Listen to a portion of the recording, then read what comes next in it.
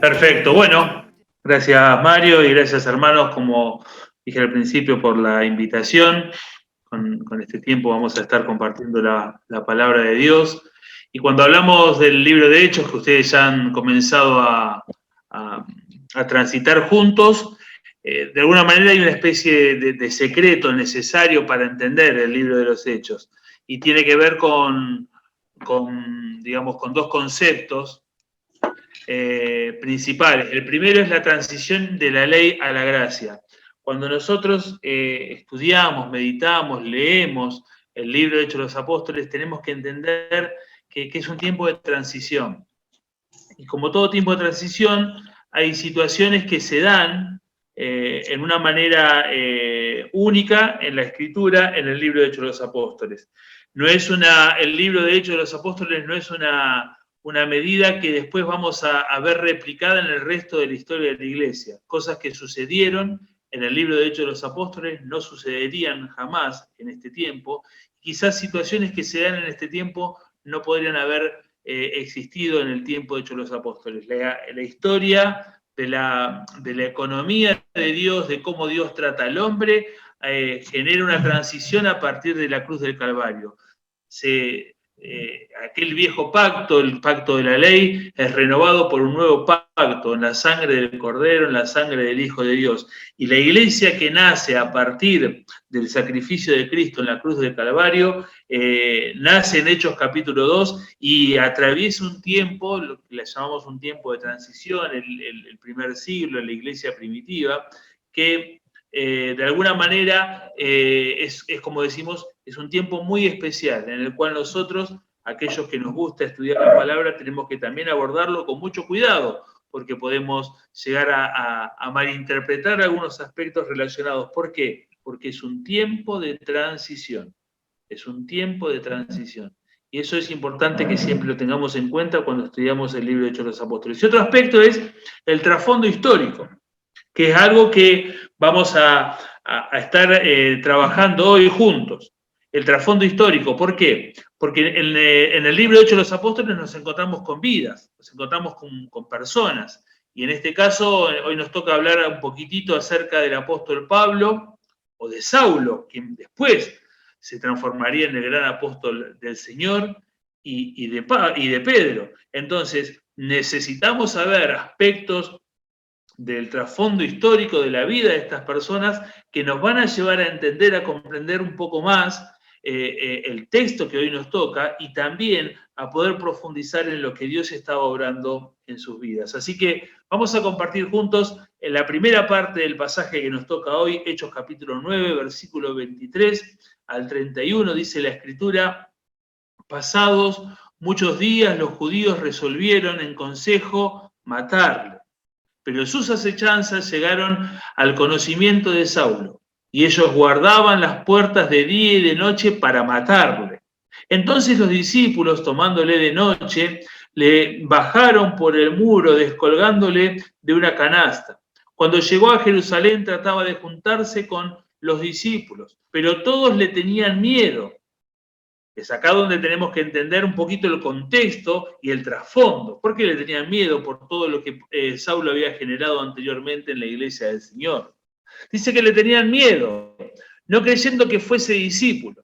Entonces Bernabé, tomándole, lo trajo a los apóstoles y les contó cómo Saulo había visto en el camino al Señor, el cual le había hablado, y cómo en Damasco había hablado valerosamente en el nombre de Jesús.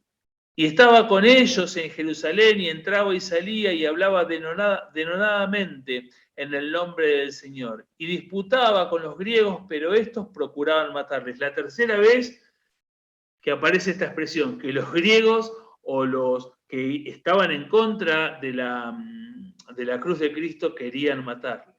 Cuando supieron esto, los hermanos le llevaron hasta Cesarea y le enviaron a Tarso. Entonces las iglesias tenían paz por toda Judea, Galilea y Samaria, y eran edificadas andando en el temor del Señor y se acrecentaban fortalecidas por el Espíritu Santo. Con la ayuda del Señor vamos a ver algunos aspectos de esta primera porción relacionadas con el apóstol Pablo. Y vamos a hablar del proceso de transformación de Saulo. El proceso de transformación de Saulo.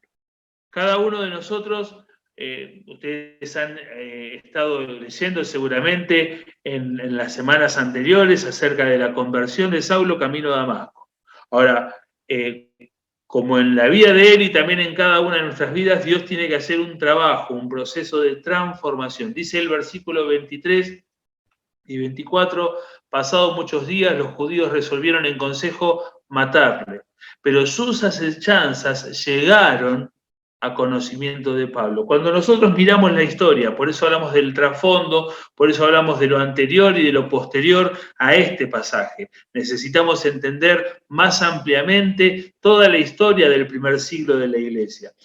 Cuando nosotros hablamos del libro de Hechos de los Apóstoles, hablamos de toda la historia de la Iglesia del primer siglo. El Señor fue crucificado en la cruz del Calvario allá por el año 29 de lo que es nuestra era cristiana. Y rápidamente, prácticamente 2 meses después, se dio la escena que encontramos en Hechos capítulo 2, el advenimiento, digamos, del Espíritu Santo sobre la Iglesia, y la Iglesia nació ahí, propiamente dicho, en ese acontecimiento. El libro de Hechos de los Apóstoles nos cuenta toda la historia desde más o menos el año 30 hasta el año 62-63. Ahora, cuando nosotros leemos el Nuevo Testamento, por ejemplo, y leemos, vamos por orden como aparecen en nuestras Biblias, leemos la carta a los Romanos, esa carta es escrita al final del libro de lo que nos narra el libro de Hechos de los Apóstoles. Cuando leemos Corintios, esas cartas son escritas en medio de la historia que nos cuenta Hechos de los Apóstoles. Y así podemos ir por Colosenses, Tesalonicenses, solamente quedan excluidas de ese periodo de tiempo las cartas de Pedro, las cartas de Juan y el Apocalipsis. Pero todo lo que nosotros encontramos, como las cartas paulinas, las cartas pastorales, todas están escritas y tienen que ver con el trasfondo de los que nos cuenta el libro de Hechos de los Apóstoles. Entonces, cuando pensamos en la persona de Pablo, o hasta aquí llamado Saulo, pensamos entonces en aquello que Dios había comenzado a hacer en él. Y dice que, lo leímos en 3 oportunidades, que querían matarlo. Ahora, sabemos que Pablo vivió por lo menos 35 años más. Y toda la obra que él hizo, y toda la extensión del evangelio que él hizo, y todo lo que él realizó, incluso las cartas que llegan hasta nuestros días y son de tantísima bendición y edificación para cada uno de nosotros. Ahora, lo querían matar. Entonces hablamos de que la soberanía de Dios está manifestada en sus cuidados. Pablo era un instrumento útil, le dice Dios a Ananías al principio de este pasaje, del pasaje anterior que ustedes ya estudiaron. Un instrumento útil, ¿para qué? Para llevar mi evangelio, mi palabra, ¿ante quiénes? Ante judíos, ante gentiles, ante los reyes de esta tierra. Ahora, Dios tenía un propósito con la vida de Pablo. Y no importaba si los judaizantes o si los griegos o quien fuese lo quisiera matar, Dios tenía un propósito. Y ese propósito iba a ser cumplido. Porque los propósitos de Dios son cumplidos en cada uno de nosotros. Cuando nosotros nos ponemos en sus manos, y Pablo se había puesto en sus manos. Allí en el camino de Damasco había tenido ese encuentro especial con el Señor. Y Pablo quería realmente servir al Señor. Entonces, la voluntad de Dios y la intención, la disposición de Saulo se cruzaron en un mismo camino. Entonces, las acechanzas de aquellos que querían matarle iban a ser infructuosas porque Dios tenía un gran camino para el servicio y el ministerio de Pablo. Por eso encontramos sus cuidados. Este cuidado de que él supo las intenciones de aquellos. Este cuidado de que los discípulos le pudieron sacar con salud, con buena salud, de aquella ciudad. Pero cuando nosotros leemos toda la historia de Pablo, esto sucede incontadas veces. Constantemente Pablo era puesto en aprietos y era puesto en situaciones adversas, pero Dios lo cuidaba. ¿Por qué? porque tenía un propósito. La soberanía de Dios está siendo manifestada en sus cuidados para con el apóstol Pablo, está siendo manifestada en sus métodos. En Filipos viene un terremoto y Pablo es preservado. Y lo quisieron matar tantísimas veces y lo dieron por muerto, y Pablo es preservado. Y es preservado cuando llega a Cesarea, allí en el capítulo 22. Y es cuidado en cada viaje misionero y en cada ciudad donde lo quisieron matar. ¿Por qué? Porque Dios tenía un propósito.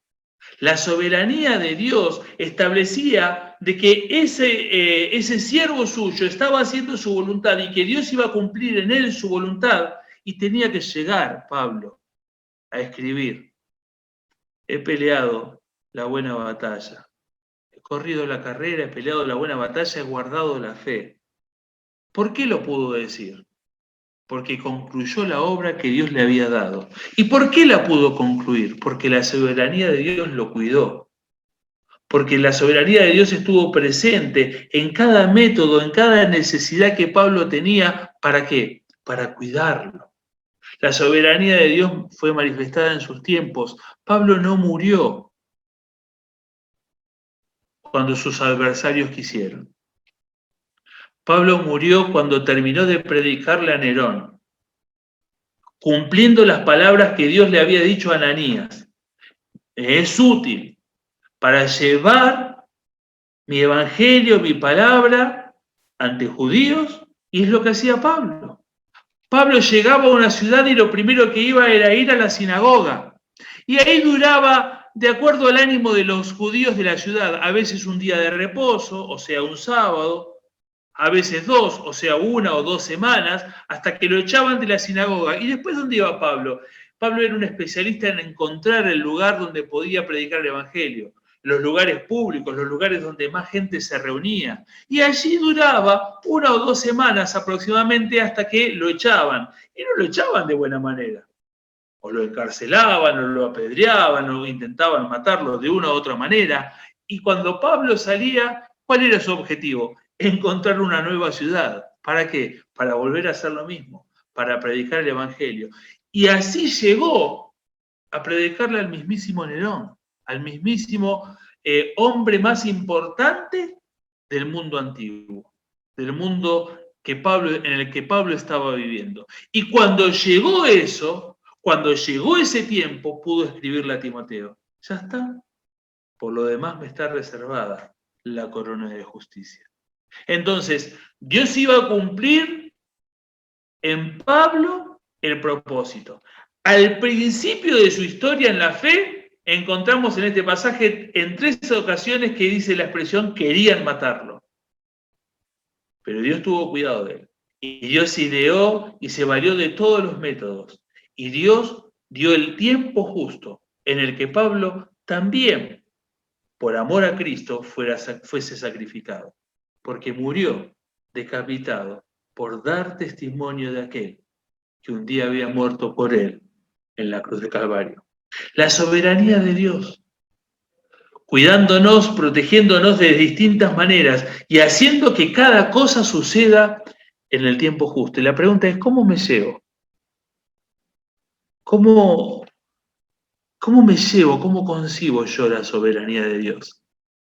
Cuando la soberanía de Dios me lleva por valle de sombra de muerte, cuando la soberanía de Dios permite que atraviese dificultades, porque no fue cómoda la vida de Pablo. Él estaba feliz, contento de poder haber cumplido lo que Dios le encargó. Pero también le escribe a los filipenses: me gustaría ya estar en la presencia del Señor, lo cual para mí sería muchísimo mejor, pero siento que soy retenido aquí por causa de ustedes. A Pablo hubiese querido irse mucho antes a la presencia de Dios, porque no le fue cómoda la vida.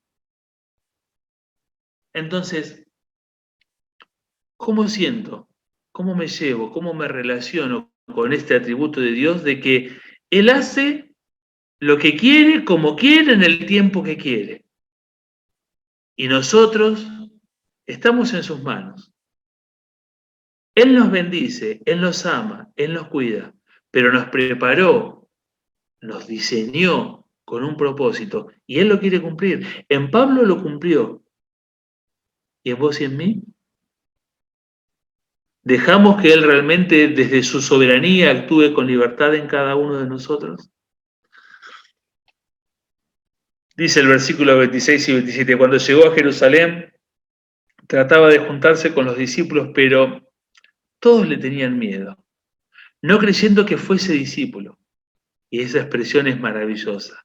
Entonces Bernabé. Claro, Dios tenía un propósito en la vida de Pablo, pero Dios tenía que ir muchas veces en contra del prejuicio de los discípulos, en contra del prejuicio de la iglesia de ese momento, que no era que tenía su fundamento, por así decirlo. ¿Por qué? Porque Pablo era responsable, entre otras cosas, de la muerte del primer mártir, de Esteban el diácono. Y en camino a Damasco había sido interceptado, por así decirlo, por el Señor, pero iba con autorización para castigar, torturar y matar a los cristianos. Entonces no era fácil para Pablo la experiencia, el primer tiempo en la vida de la iglesia. Pero Dios se provee de siervos, hombres y mujeres que son fieles a Él, extraordinarios, como Bernabé. La iglesia de Dios necesita cristianos que incluyan. Pero en el buen sentido, hoy esta palabra inclusión es muy maltratada, y lo sabemos muy bien. Pero sí es necesario que en la iglesia de Dios haya estos Bernabés que incluyen. Queridos, oramos y anhelamos que el Señor les bendiga en estos proyectos de evangelización, incluso hacia el interior del país. Pero sabemos muy bien que muchas veces como iglesias nos sentimos cómodos en la posición en la que estamos. Porque si salimos a predicar el Evangelio pareciera que tuviésemos el sentimiento de Jonás. Y no vaya a ser que se conviertan los de Nínive, decía Jonás. ¿Y qué pasa cuando se nos convierten aquellas personas que hoy están bajo el flagelo de las drogas? Aquellas personas que hoy son delincuentes, aquellas personas que hoy están fuera de la ley.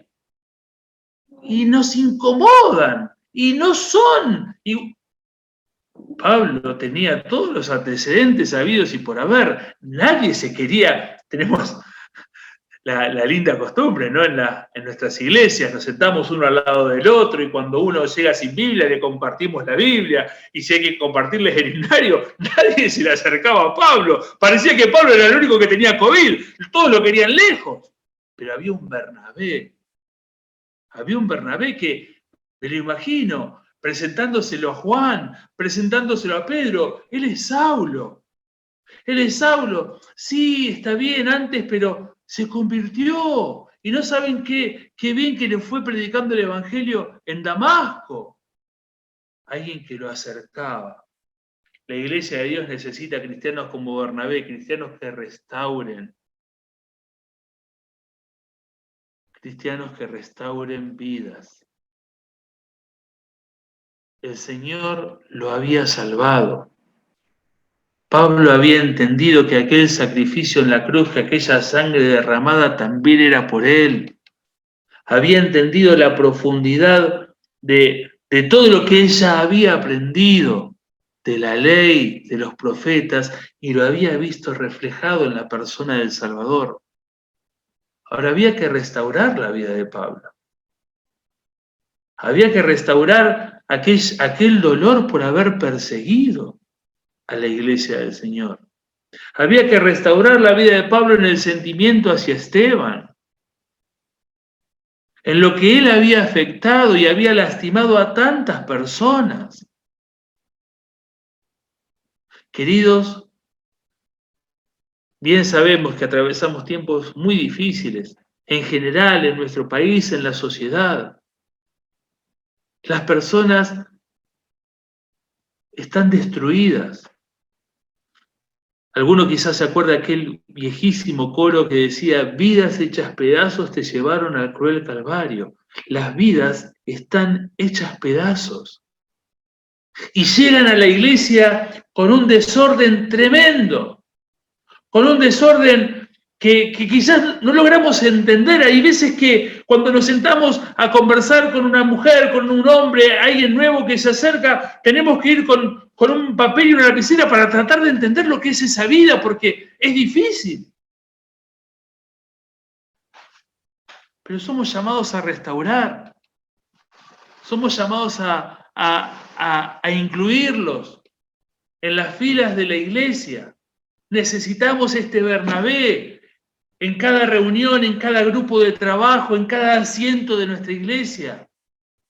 Este Bernabé que bendecía la vida de Pablo. Pero no solo la vida de Pablo, porque Pablo iba a bendecir la vida de los apóstoles, Pablo iba a bendecir la vida de los discípulos. Pero necesitamos ese que esté mirando, ese que esté observando, ese que se esté dando cuenta de la necesidad. Hay veces que nos pasa, hermanos, que estamos y nos miramos a nosotros mismos. Y miramos nuestra satisfacción y miramos nuestra necesidad. Y miramos lo que nos pasa, lo que nos falta, lo que anhelamos. Bernabé estaba mirando a un Pablo que quizás no lo saludaban, a un Pablo a un Saulo, perdón, todavía, que lo miraban de costado. Bernabé veía que nadie se le acercaba, que nadie le compartía algo. Y vino y se los presentó a los apóstoles. Entonces Bernabé, qué bendición para la iglesia la vida de Bernabé. Lo hizo mucho más adelante con Juan Marcos. Y siempre pienso que en aquella discusión con mucha altura espiritual, sin duda, entre Bernabé y Pablo, en la que se separan y no salen juntos al segundo viaje misionero, Pablo dice que escogiendo a Silas, y dice que Bernabé tomó a Juan Marcos y fueron a Chipre. ¿De dónde eran ellos? Fueron a predicar, digamos, a su zona de confort, podría decir alguien. Cuánta bendición las cartas de Pablo. Cuánta bendición para los cristianos de aquel tiempo, sus viajes misioneros. Pero siempre me pregunto, ¿cuánta bendición en más de 20 siglos el Evangelio según San Marcos? ¿Cómo llegó Marcos a escribir un Evangelio? Y cuando leemos mucho del pensamiento de Pedro, sin duda. Pero quien restauró su vida, quien lo hizo útil, como después Pablo le dice a Timoteo, quien lo transformó en útil, fue Bernabé. Bernabé, un hombre que incluye, un hombre que restaura, un hombre que bendice. ¿Qué tipo de cristiano soy? ¿De los que señala? ¿De los que mira de costado? ¿De los que incluyen o de los que no incluyen? ¿De los que bendicen o de los que no bendicen? Ese era Bernabé, uno que incluía, uno que restauraba, uno que bendecía las almas. En tercer lugar, dice, como en Damasco había hablado valerosamente en el nombre de Jesús, hablaba denodadamente en el nombre del Señor y disputaba con los griegos. Y aquí hay algo positivo para cada uno de nosotros para poder comprender. El Señor, como dijimos al principio, iba a hacer una obra tremenda con Pablo, tremenda. Y necesitaba también valerse de siervos como Bernabé, que incluían, que restauraban, que bendecían, pero también, Dios se vale de aquellos que en su soberanía nos dio como talentos, aún cuando no éramos de Él. Porque Pablo hablaba denodadamente. Ahora, yo entiendo de que Pedro, Juan podrían hablar ante el concilio y que los del concilio se sorprendían diciendo, ¿cómo estos siendo del vulgo hablan así? ¿Y Pablo? Porque Pablo tenía todo un conocimiento previo que solamente necesitó aplicarlo a la persona de Cristo. Y en tu vida y en mi vida Dios se vale de aquellas cosas que también naturalmente somos. Y cuando hablamos naturalmente, no faltó sin duda la mano de Dios, que es nuestro creador y hacedor. Dice, para utilizarnos el Espíritu de Dios se vale de nuestro carácter. Había que plantarse y explicar de que él tenía una intención distinta a la que ahora estaba manifestando, pero que el Señor le había aparecido en el camino de Damasco. Había que explicarle a los griegos, dice que disputaba con ellos, y les explicaba el camino de la verdad, el camino de la fe, el camino que él antes contradecía. Pero Dios le había dado un carácter distinto, especial, y lo vemos en cada disertación, cuando se presenta en cada uno de las autoridades de Roma al final del capítulo de los Hechos, cuando se presenta en los actos públicos predicando el Evangelio, cuando se presenta en el mismísimo concilio de Jerusalén en el capítulo 15. Encontramos un hombre con un carácter especial, que Dios lo transformó, pero que el Espíritu de Dios se vale de eso para bendición a otros. Para utilizarnos el Espíritu de Dios se vale de nuestra experiencia. Ah, Pablo sí que tenía experiencia. Tenía experiencia en mostrar su autoridad, tenía experiencia en mostrar su capacidad. Había convencido a los sacerdotes de que le firmaran las cartas para que él pudiese ir con autoridad y encarcelar y torturar y aún matar a los cristianos. Eso todo llevado ahora a los pies de Cristo. ¿Con qué te capacitó el Señor? Ese talento natural que no es ajeno al Dios que te creó, esa capacidad natural, ¿cómo podés llevarla a los pies de Cristo? ¿Cómo Dios puede utilizarte para su gloria? Me acuerdo de David que se sorprende cómo Goliat humillaba al pueblo de Dios, al ejército de Dios. Y se anima a plantársele a Goliat. Y Saúl le dice, mirá, ponele como mínimo esta armadura. No sé caminar con esto. Yo soy un pastor de ovejas. Que cuando viene un león, un oso, lo mato. Porque las ovejas de mi padre son lo más importante. Y si Dios me da esa capacidad con un oso, con un león, ¿cuál es el problema con este incircunciso? ¿Porque mide 6 metros? Ese es el problema. David tenía una experiencia que en las manos de Dios fue de bendición para el pueblo. Pablo tenía una experiencia que en las manos de Dios, a través del Espíritu de Dios, Dios podía hacerla valer para su honra y gloria. Para utilizarlos, el Espíritu de Dios se vale en nuestro conocimiento. Todo lo que Pablo sabía, todo lo que Pablo defendía, todo lo que Pablo disertaba, no lo había aprendido en el camino de Damasco. Lo sabía. Simplemente el Espíritu de Dios acomodó en el pensamiento y en el corazón de Pablo la figura del Salvador. Y ahí, como esa frase que a veces dice, ahora entiendo todo, así fue. Ahora entiendo todo para Pablo. Y entendió de un pantallazo todo lo que el Antiguo Testamento hablaba de la persona del Salvador. ¿Le doy libertad al Espíritu de Dios en mi vida?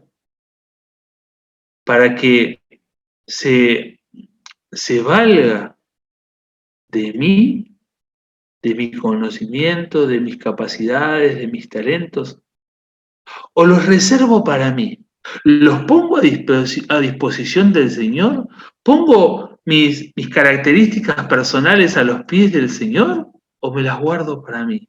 Dios me puede utilizar, Dios puede ser de bendición para mi vida, para otros, para la iglesia, a través de aquello que yo soy. ¿Creo eso? ¿Creo que a Dios le interesa utilizar mi vida? Que Dios nos bendiga para que podamos en todo hacer conforme a su voluntad. La segunda parte del pasaje está relacionada ahora sí con el apóstol Pedro. Y el apóstol Pedro, leemos desde el verso 32, dice, aconteció que Pedro, Visitando a todos, vino también a los santos que habitaban en Lidia. Y halló allí a uno que se llamaba Eneas, que hacía 8 años que estaba en cama, pues era paralítico. Y le dijo Pedro: Eneas, Jesucristo te sana, levántate y haz tu cama. Y enseguida se levantó y le vieron todos los que habitaban en Lidia y en Sarón, los cuales se convirtieron al Señor. Había entonces en Jope una discípula llamada Tabita, que traducido quiere decir Dorcas. Esta abundaba en buenas obras y en limosnas que hacía, y aconteció que en aquellos días se enfermó y murió. Después de lavada la pusieron en una sala, y como Lida estaba cerca de Jope, los discípulos, oyendo que Pedro estaba allí, le enviaron 2 hombres a rogarle: no tardes en venir a nosotros. Levantándose entonces Pedro fue con ellos, y cuando llegó, le llevaron a la sala, donde le rodearon todas las viudas llorando y mostrando las túnicas y los vestidos que Dorcas hacía cuando estaba con ellas. Entonces, sacando a todos, Pedro se puso de rodillas y oró, y volviéndose al cuerpo dijo: Tabita, levántate. Y ella abrió los ojos y al ver a Pedro se incorporó, y él, dándole la mano, la levantó. Entonces, llamando a los santos y a las viudas, la presentó viva. Esto fue notorio en toda Jope, y muchos creyeron en el Señor, y aconteció que se quedó muchos días en Jope, en casa de un cierto Simón, curtidor. Vamos a ver ahora aspectos de la vida de Pedro. Y para ver a Pedro, o aspectos de su vida, hablamos del proceso de confirmación de Pedro. Pablo estaba en un proceso de crecimiento, Pablo estaba en un proceso de empezar a andar, pero Pedro necesitaba ser confirmado por el Señor. Había sido confirmado delante del resto de los discípulos allí en la escena de aquella pesca milagrosa, en el capítulo 21, de hecho, del Evangelio según San Juan. Pero sin duda que tenía que ser confirmado también en el resto del mundo cristiano de aquel tiempo. Y dice el versículo 32, aconteció que Pedro, visitando todos, y yo me tomé la posibilidad de extraer de aquel pasaje de Juan 21 esta expresión: apacienta mis ovejas. Aconteció que Pedro, visitando a todos. Ese último encuentro con el Señor, esa última charla íntima, personal. Pedro, ¿me amas? Señor, tú sabes que te amo. Apacienta mis ovejas. Escribe al final de sus días Pedro, hablándole a los pastores: yo también, junto con ustedes, apacentando las ovejas, la grey del Señor. Cuando Dios restaura, hay libertad. Este es un tema que es delicado, porque Dios tiene un trato personal, individual, con cada uno de nosotros. Nosotros podemos en algún momento errar el camino, ir a los pies de Cristo y sentir el cuidado, el amor, cual la parábola del hijo pródigo, y sentir esa restauración del Señor.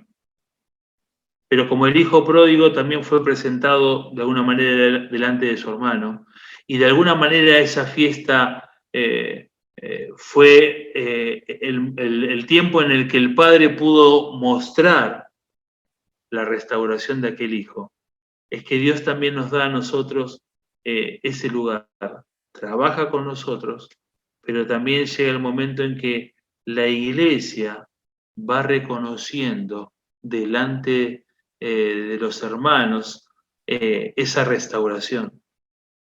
Cuando Dios restaura hay libertad. Pedro sentía de que tenía toda la libertad de hacer lo que el Señor le había dicho personalmente. Y no, y no tenía ya temor de un Tomás, de un Judas Tadeo, de un Felipe, de un Mateo, que lo acusasen. Él sentía libertad.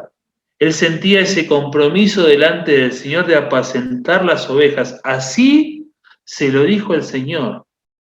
Y así lo sentía y lo percibía él. Entonces, cuando leemos en el 32, aconteció que Pedro, visitando a todos, y es maravilloso, porque la iglesia del Señor crece exponencialmente con las dos predicaciones de Pedro, y hasta el tiempo después de la muerte de Esteban es que el Señor permite, sin duda, la muerte de Esteban para que esa iglesia se empezase a abrir y se diseminase por toda la región, predicando juntos el Evangelio. Pero dice que los apóstoles se quedaron en Jerusalén. Se quedaron ahí en Jerusalén, pero Pedro sentía esa motivación de ir a visitar a los hermanos. Habían estado juntos algún tiempo, fueron esparcidos después de la persecución que se generó después de la muerte de Esteban, y Pedro sentía la necesidad de que había que visitarlos. Había que seguir acompañándoles. Lo mismo que sentía Pablo cuando hace el primer viaje y el segundo viaje es confirmando a los del primero y después en el tercero se extiende. ¿Por qué iba? ¿Cuál fue la propuesta de Pablo a Bernabé? Vamos a visitar a los hermanos. Les dejamos el Evangelio, pero ahora hay que apuntalarlos. Y Pedro sentía eso. Y sentía que el Señor lo había restaurado. Entonces tenía la libertad para hacerlo. Cuando Dios restaura hay autoridad.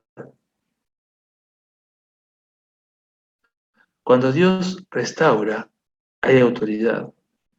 Se encontró con este Eneas. Y Dios restaura y nos coloca en la misma posición. Y eso es lo que a veces nos cuesta entender. A nosotros nos cuesta mucho esto de la restauración. A nosotros nos cuesta mucho esto del perdón. El perdón, cuando vamos a la etimología de la palabra, nos dice volver a colocar en el lugar en el que estaba. Y nosotros, yo te perdono, pero no es lo mismo. Bueno, Dios perdonó y restauró a Pedro. Y Pedro sentía libertad. Y Pedro sentía que él tenía autoridad. Y así lo hacía, y así Dios lo confirmaba. Cuando Dios restaura, hay bendición. Dice que fue notorio a partir de este milagro en la vida de Eneas, fue notorio, dice, a toda la región, los de Lida y los de Sarón, la obra de Dios, la obra del Evangelio, la obra del apóstol Pablo. ¿Tengo el mismo sentir de Dios sobre la restauración?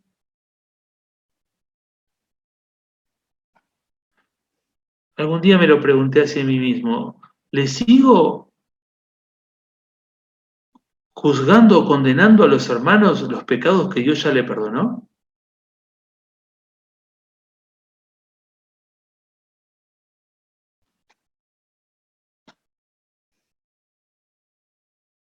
Es un tema que nos cuesta, pero Pedro sentía la total libertad, tenía autoridad y era de bendición. ¿Por qué? Porque el Señor lo había restaurado. Y el Señor lo había encomendado, apacienta mis ovejas. Versículos 25, 42, y me extiendo en un versículo del próximo miércoles, porque dice que en Lidia, en Sarón, en Jope y en Cesarea. Cuando nosotros vemos estos pasajes, notamos que en todos fue de bendición. Que en Lida, en Jope, en Sarón, en Cesarea, en todo fue de bendición. Y las regiones eran cercanas entre sí, más o menos unos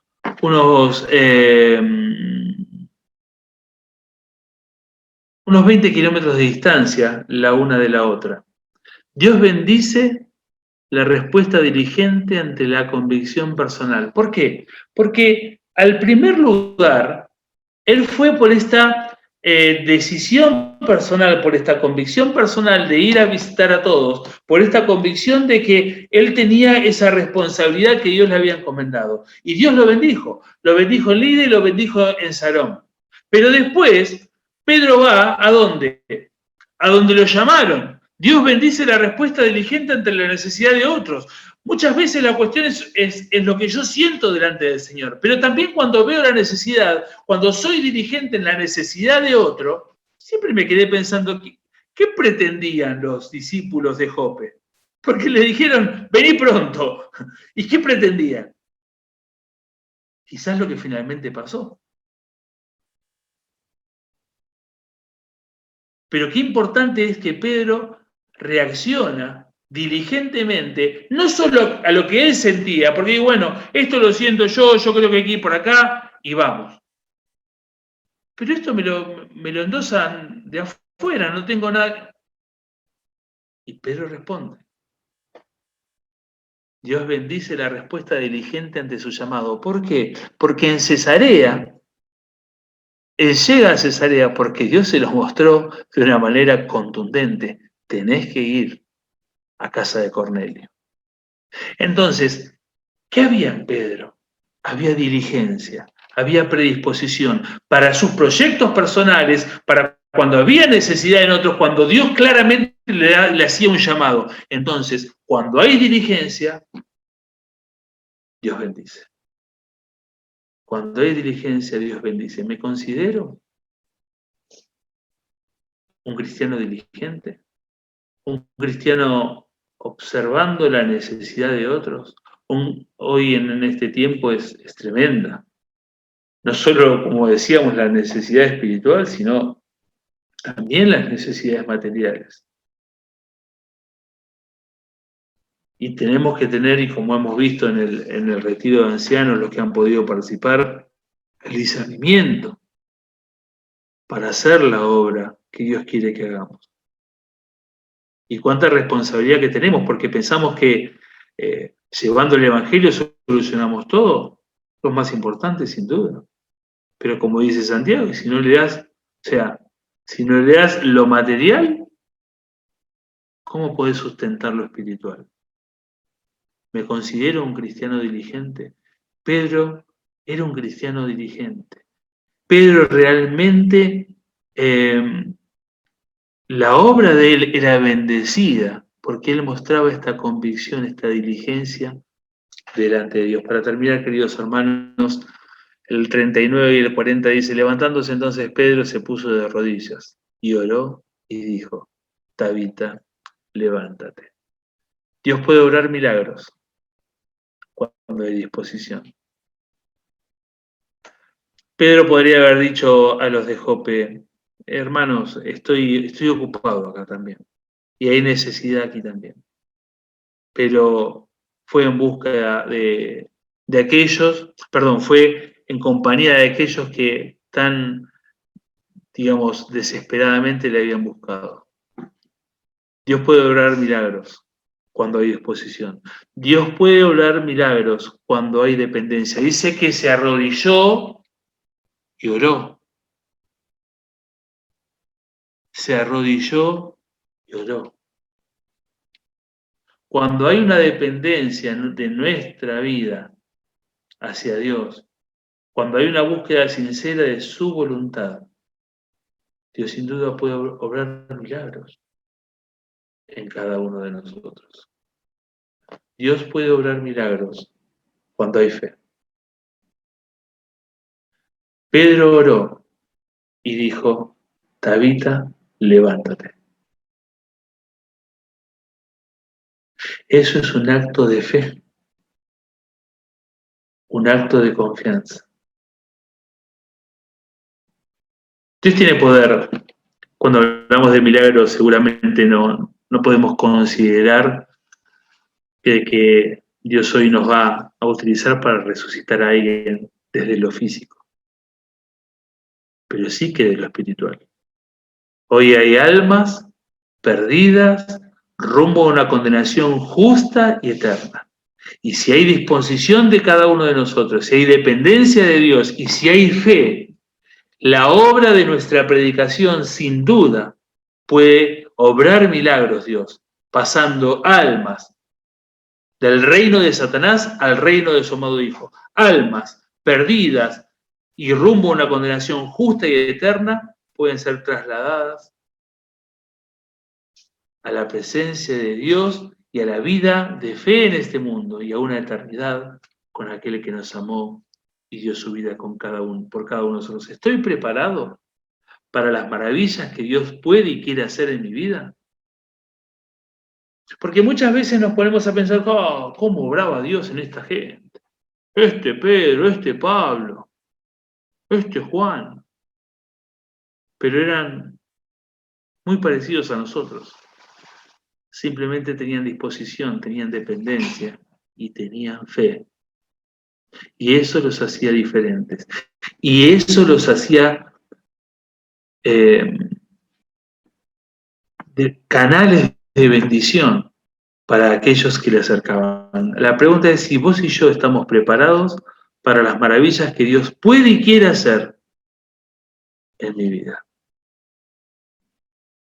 Tanto Pablo como Pedro fueron hombres tan débiles e imperfectos como cada uno de nosotros, pero entendieron que si Dios podía actuar con libertad en sus vidas, serían partícipes de todo aquello para lo cual Él los había predestinado. Dice Pablo a los Efesios que Dios preparó obras de antemano para que nosotros anduviésemos en ellas.